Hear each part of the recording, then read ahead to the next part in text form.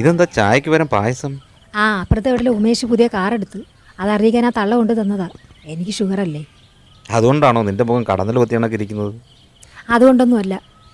ഷാറിൻ്റെ അടുത്ത് രാവിലെ അങ്ങനൊന്നും പറയണ്ടായിരുന്നു. ഒരു വക കഴിക്കാതെ രാവിലെ ചെറുക്കൻ ഇറങ്ങിപ്പോയത്. പിന്നെ ഞാൻ എങ്ങനെ പറയണമായിരുന്നു? ഉമേഷേ പണിക്ക് പോയിട്ടാ വണ്ടി വാങ്ങിയത്, അല്ലാതെ നിന്റെ മോനെ പോലെ വണ്ടി കിട്ടിയാലേ പണിക്ക് പോകുമെന്ന് പറഞ്ഞ അടക്കമല്ല. അവനൊരു ആൺകുട്ടിയല്ലേ. ഈ സമയത്തൊരു പെൺകുട്ടിയായിരുന്നെങ്കിലേ കെട്ടിച്ചു വിടേണ്ടുന്ന സമയമായി. തൽക്കാലം ഇവിടെ ഒരെണ്ണം ഉണ്ടല്ലോ, അത് വെച്ച് അഡ്ജസ്റ്റ് ചെയ്യട്ടെ. വണ്ടിയില്ലെന്നും പറഞ്ഞുള്ള ജോലി കളഞ്ഞവനാ, ജീവിതത്തിൽ കുറച്ചൊക്കെ പഠിക്കട്ടെ. ഒരു വീട്ടിൽ 2 വണ്ടിയുള്ളതൊക്കെ നല്ലതാ. ഈ പൈസയൊക്കെ ജീവിച്ചിരിക്കുമ്പോൾ ചിലവാക്കാനുള്ളതാ, അല്ലാതെ നിങ്ങളെപ്പോലെ ലോണടച്ച് തീർക്കാനുള്ളതല്ല. ദേ ശ്രീരേഖേ, നീ രാവിലെ എന്നെ കൊണ്ട് തെറി വിളിപ്പിക്കല്ലേ. എന്നെ തെറി വിളിച്ചിട്ട് ഒരു കാര്യവുമില്ല. അതെ, അവൻ നിങ്ങളുടെ അടുത്തല്ലാതെ വേറെ ആരുടെ അടുത്താ പറയുന്നത്? ഇപ്പോഴത്തെ പിള്ളേരാ ആത്മഹത്യ ചെയ്യാൻ ഒരു കാരണം തിരക്കി നടക്കുക. നീ ഒന്ന് അടങ്ങ്, അടുത്ത ആഴ്ച ലോൺ അടവ് തീരും, അപ്പം നമുക്ക് നോക്കാം. അയ്യോ, ഗ്യാസ് ഉപയോഗം മറന്നുപോയി. അത് സ്ഥിരമാണല്ലോ, അമ്മയും കണക്കാ മോനും കണക്കാ.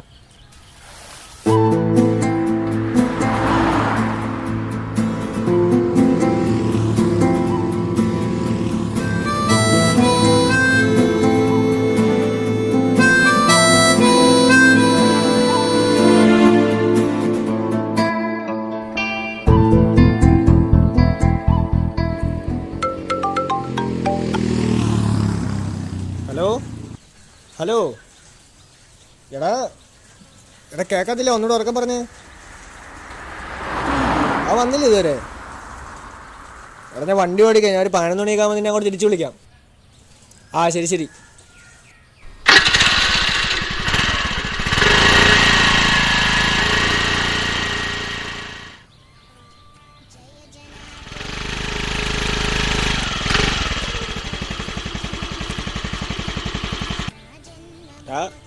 ഈ സൈറ്റിൻ്റെ വീട്ടിലോട്ടാണെങ്കിലേ പെട്ടെന്ന് കയറിക്കോ.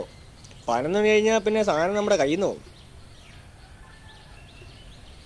എടാ അത് ശരിയാവത്തില്ലടാ, ഞാൻ പുതിയ ഓർമ്മ എടുക്കാനാണ് നോക്കുന്നത്. എടാ അങ്ങനെ വല്ല ഉണ്ടായിരുന്നെങ്കിൽ നിനക്ക് ഇന്നലെ പറഞ്ഞുകൂടായിരുന്നോ? ഞാൻ ഇനി അവനെ വിളിച്ചിട്ട് എന്തോ പറയാനാണ്? നീ തൽക്കാലം എന്തെങ്കിലും പറ. ഞാൻ എന്തായാലും അവനൊന്ന് വിളിച്ചു നോക്കട്ടെ, അല്ലെങ്കിൽ വാട്സാപ്പ് മെസ്സേജെങ്കിലും ഇട്ടേക്കാം. ഈ ഒന്നും കൂടെ ഒന്ന് ആലോചിച്ച് തീരുമാനം എടുക്കുന്നതായിരിക്കും നല്ലത്. സെക്കൻഡ് ഹാൻഡ് ആണെങ്കിൽ നല്ല കണ്ടീഷൻ വണ്ടി ആയിരുന്നടാ. എങ്കിൽ പിന്നെ നീ ഒരു കാര്യം ചെയ്യും, നീ ഷൈൻ വല്ലതും നോക്ക്. അതാകുമ്പോൾ വണ്ടിക്ക് പവറും ഉണ്ട്, മൈലേജും ഉണ്ട്. നമ്മളൊരു പയ്യൻ ഹോണ്ടയുടെ ഷോറൂമിൽ നിൽക്കുന്നുണ്ട്, അവനൊന്ന് വിളിക്കട്ടെ. ഇതെങ്കിലും മൊണ്ടിയാക്കാൻ ഇരിക്കോടെ. അത് വേണ്ടടാ, ഞാൻ എൻഫീൽഡ് എടുക്കാനുള്ള പ്ലാനിൽ ഇങ്ങനെ ഇരിക്കുക. നന്നായി, എടുക്കാൻ പറ്റിയ വണ്ടിയാണ് ഈ സിറ്റുവേഷനിൽ. എടാ വണ്ടിക്ക് നീ എന്താ വിചാരിച്ചേ? ഇപ്പം തന്നെ 3-3 ലക്ഷം രൂപ വില ഉണ്ട് വണ്ടിക്ക്.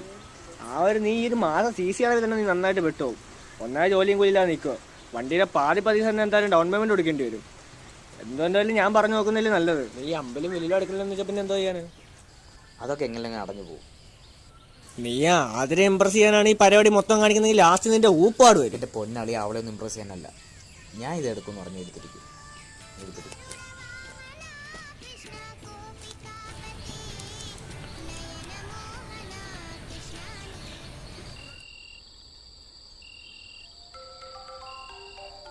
ഹലോ, പറയടാ.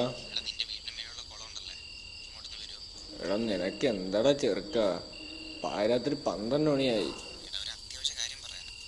ഞാൻ എന്താ വരുന്നു? മേലാൽ വിളിക്കരുത്, പകലൊക്കെ വിളിക്കുന്നത് അമ്പത്തൊമ്പതിലൂടാ.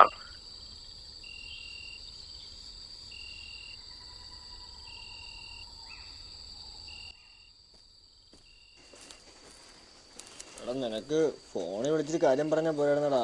നാളെ രാവിലെ പണിയുള്ളായിരുന്നു. നീ എന്താന്ന് വെച്ചാൽ കാര്യം പറ. ഒരു കാര്യം പറയില്ല, നീ നോക്കി. ഹായ് മച്ചാമാരെ, ഡ്രീം ജെറ്റിന്റെ പുതിയ ഷോറൂം ഈ മാസം 25 ഉദ്ഘാടനം ചെയ്യാണ്. അതിന് മുന്നോടിയായി ഞങ്ങൾ ഒരു ഗീവ് അവേ പ്ലാൻ ചെയ്തിട്ടുണ്ടായിരുന്നു. അതിൽ വിജയികളായ ശരൺ, അബി, ശ്രീരാഗിന് കൺഗ്രാറ്റുലേഷൻസ്. ഇതൊരു നോർമൽ ഗീവ് അവേ അല്ല, മറിച്ച് ഇതൊരു പ്ലേ ഗെയിം ടാസ്ക് ആണ്. അതായത് വാളകത്തുള്ള ഒരു കാളിക്കൽ ഫോറസ്റ്റിൽ 1 ഡേ സ്റ്റേ ചെയ്യുന്ന 5 പേരിൽ വിജയിക്കുന്ന ഒരാൾക്ക് ഞങ്ങൾ നൽകുന്ന പുത്തൻ പുതിയ ബുള്ളറ്റ് നിങ്ങൾക്ക് സ്വന്തമാക്കാം. രാത്രി 6 മണി മുതൽ രാവിലെ 6 മണി ടാസ്ക് ടൈം. ആദ്യം പാർട്ടിസിപ്പേറ്റ് ചെയ്യുന്ന ശരണാണ്. കൂടുതൽ വിവരം ഡിസ്ക്രിപ്ഷൻ ബോക്സിൽ കൊടുത്തിട്ടുണ്ട്. അപ്പൊ എങ്ങനെ അടിച്ച് കേൾവാ മക്കളെ. എടാ അപ്പൊ നീ ശരിക്കും അങ്ങോട്ട് തന്നെ പോകാൻ വേണ്ടി തീരുമാനിച്ചു? പിന്നല്ലാതെ, അല്ലെങ്കിൽ ഞാൻ ഇത് കൊണ്ട് കാണിക്കുമോ? എടാ വല്ല ആനയെ പുലിയൊക്കെ ഉള്ള വലിയ കാട് വല്ലതും ആയിരിക്കും. നിന്നെ പോലുള്ള മണ്ടന്മാർ മാത്രമേ അവിടെയൊക്കെ പോയി വിടത്തുള്ളൂ. നിനക്ക് ഇതല്ലാതെ വേറെ പണിയൊന്നും ഇല്ലടാ. ഒന്ന് ചിന്തിച്ച് നോക്കി, 10 പൈസ ചിലവില്ല നമുക്കൊരു വണ്ടി കിട്ടുക. ഞാൻ ഇതിനെപ്പറ്റി തിരക്കി നോക്കിയായിരുന്നു. നേരത്തെ ഇവരിങ്ങനെ ഗീവ് അവേ നടത്തി ഒരാൾക്ക് ഐഫോൺ കൊടുത്തായിരുന്നു. എടാ, ഒരു കാട്ടിലൊക്കെ ഒരു രാത്രി മുഴുവൻ ഒറ്റയ്ക്കൊക്കെ എനിക്കിത് ശരിയാവും തോന്നുന്നില്ലടാ. നീ ഒന്ന് സമാനപ്പെട്, നമുക്ക് വേറെ എന്തെങ്കിലും വഴിയുണ്ടോ എന്ന് നോക്കാം. എടാ ഞാൻ പിന്നെ എന്ത് ചെയ്യാനാടാ? ഞാനിത് പോകാൻ തീരുമാനിച്ചു. നിനക്ക് എന്നെ നാളെ അവിടെ വരുന്ന കൊണ്ടാക്കാൻ പറ്റുമോ? എടാ, അപ്പൊ നീ ശരിക്കും പോവാൻ തന്നെ തീരുമാനിച്ചാ? തീരുമാനിച്ചു.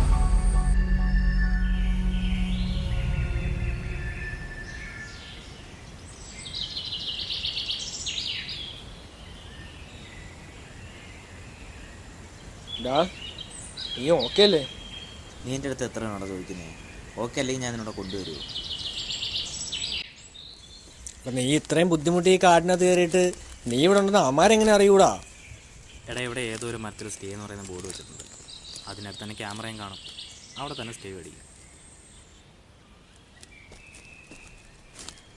എടാ, നീ ഇവിടെ വന്നിട്ട് അവസാനം സ്റ്റേ ബോർഡ് കണ്ടില്ലെങ്കിൽ നീ എന്തോ ചെയ്യും? ഈ നെഗറ്റീവ് ഇടയ്ക്ക് ഇരിയടാ, ഇവിടെ എന്തെങ്കിലും കാണും. എന്നാ ഞാൻ ഒരു കാര്യം ചെയ്യാം, നീ ധൈര്യമായിട്ട് വെക്കോ. ഞാൻ അവിടെ ലോഡ്ജ് വല്ലതും ഉണ്ടെന്ന് നോക്കട്ടെ, എനിക്ക് കിടക്കാൻ.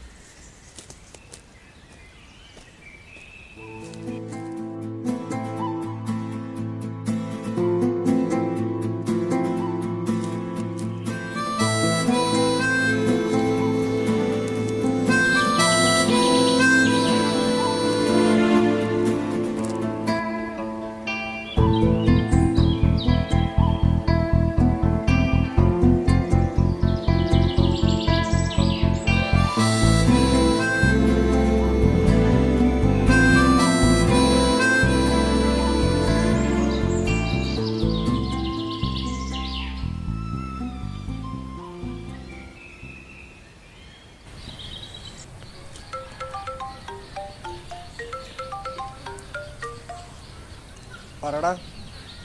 ഡേയ്, നിങ്ങൾ പോയ സ്ഥലത്ത് കുറച്ച് സീനുണ്ട്. യൂട്യൂബിലൊക്കെ അതിനെക്കുറിച്ച് വീഡിയോസും ഉണ്ട്. ഞാൻ വേണമെങ്കിൽ വാട്സപ്പിൽ ലിങ്ക് അയക്കാം, ഒന്ന് പെട്ടെന്ന് കയറി നോക്ക്. ഞാൻ നോക്കട്ടെ.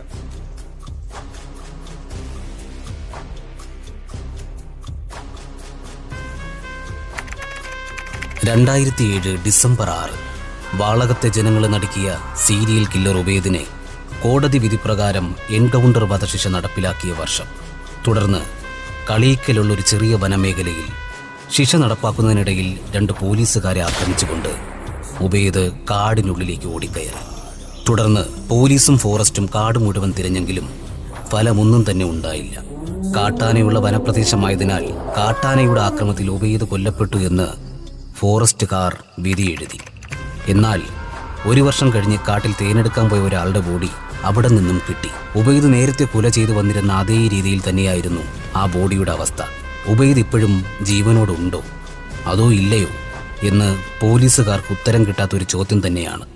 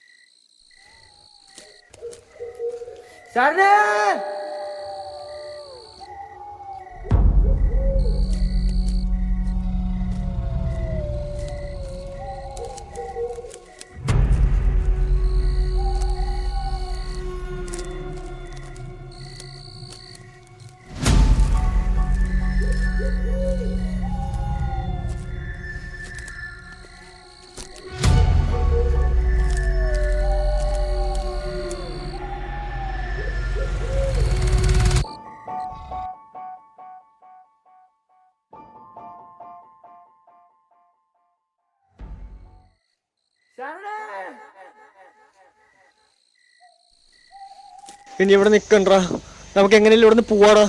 എടാ ഇപ്പൊ എന്തിനാ പോന്നേ? എടാ നിനക്ക് എന്തോ പറ്റിയത് നിനക്ക്? കാര്യമൊന്നുമില്ല. എടാ എന്തുവാടാ? എടാ നിനക്ക് എന്തിപ്പോ നമ്മൾ എന്തിനാണ് പോകുന്നത്? ഇപ്പം നീ കാര്യം എന്തോന്ന് പറ. എടാ നീ കാര്യം പറഞ്ഞിട്ട് പോടാ എന്തോന്ന്.